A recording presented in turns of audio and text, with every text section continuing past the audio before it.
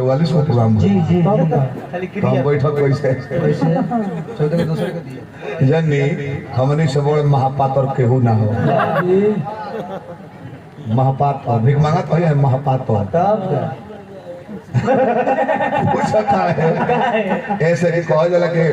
शादी ब्याह कोले बड़ी श्राद्ध बना खाए हमार तिलक चढ़ल रहे अभियान वाला तिल कहलू रहे तल ही हम श्राद्ध मंगावे चल देलो रहे हजार के होइबो कनी हम कुल ना मानी ले खाना पीना में हमारा बुझाला कि कोनो खाना अन्नपूर्णा देवी के आशीर्वाद है तो कौना फंक्शन में बनल बा ओ में कोनो दोष ना लगा ना भाई तो होलो ना मानला हम जानते ना कहले हमरा भाई सही लॉकडाउन में जन व्यासन के हाल हो गल मत कही रोज फेसबुक पर पहले 28 दिन खातिर लागल नु तो रोज फेसबुक पर व्यास लो आवे आज मेरे घर पनीर बना है आज डोसा का मजा लेते हैं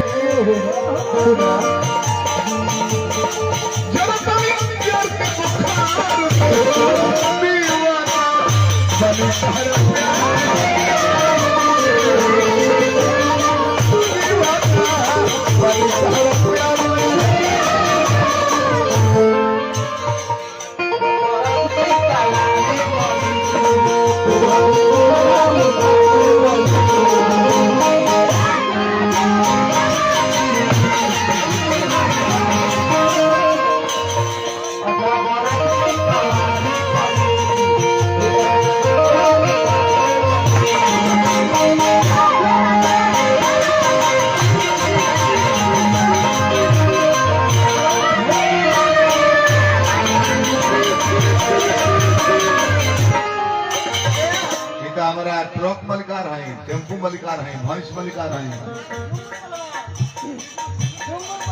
बुलबुल पहलवान जी ना एगो माला ले ना ले अरे राम राम रात भर माला माल के कमी जना भइल भगवान बनौले रही यादव परिवार के पद प्रतिष्ठा बना रहे हर साल भगवान करो कि 50 को लेकर फौज में जाओ कैसे अभी रेजिमेंट ठीक कर दे तो बिरताई दिखावे में और हिर से पर कोनो जात नहीं खेओ बने इहे नहीं खाली नौकरी करे के बा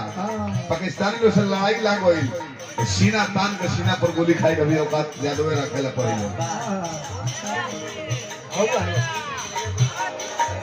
ए आजा तू गुड़िया आजा यहाँ लोग मन बना जा तू गुरु भाई आओ हम रिकॉर्डिंग हो कहां ए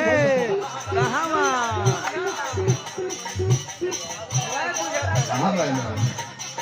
अपना देते तो सुनो तुम ना दे बस भीतर को दी है दिन ले बने बोला तो सब अपने से कम ना कहां चल लो नहीं जाना है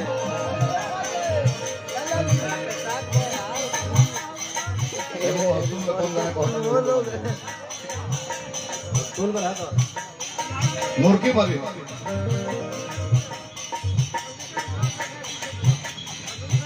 गाना कौन है गाना